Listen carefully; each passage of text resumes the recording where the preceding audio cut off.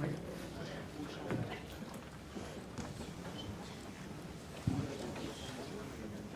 On laisse les gens s'asseoir, arriver tranquillement. Alors, je me présente, Lynn Ouellette, je suis la présidente du Conseil du patrimoine culturel du Québec et je suis accompagnée de 3 autres membres. Anne Mundy, la vice-présidente du Conseil, Mme Claudine Desrommes, qui est professeure agrégée à l'École d'architecture de l'Université de Montréal et chercheuse associée à la Chaire de recherche du Canada en patrimoine bâti, ainsi que M. René Bouchard, également membre de notre conseil et ethnologue. Je tiens à les remercier sincèrement de participer à cette audience. C'est beaucoup de travail, lire tous ces mémoires et ensuite participer à leur résumé. Donc, merci à eux.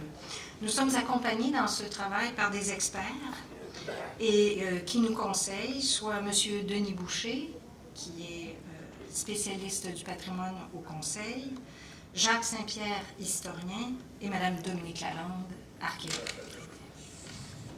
Donc, bienvenue à cette séance de la consultation publique sur le plan de conservation du site patrimonial du Vieux-Québec, qui a été rédigé, non pas par le Conseil du patrimoine culturel, mais bien par le ministère de la Culture et des Communications. C'est un petit détail des fois que les gens ont peine à saisir, mais là, je vous le dis, c'est peut-être en prendre bien bonne note.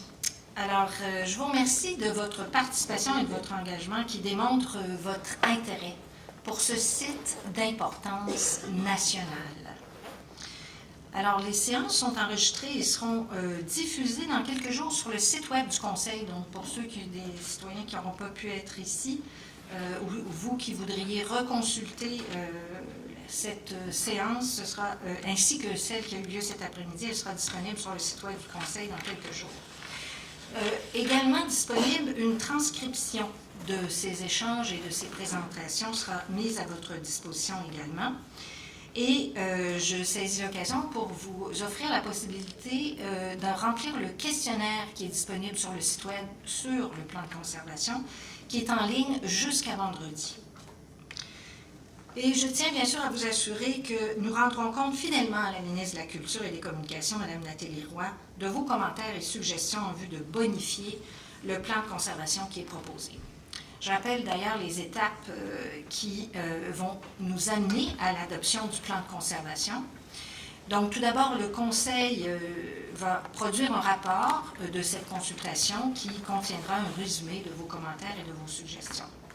Il formulera ensuite un avis à la ministre sur le plan de conservation. Et je vous rappelle que le Conseil du patrimoine culturel du Québec est un organisme de consultation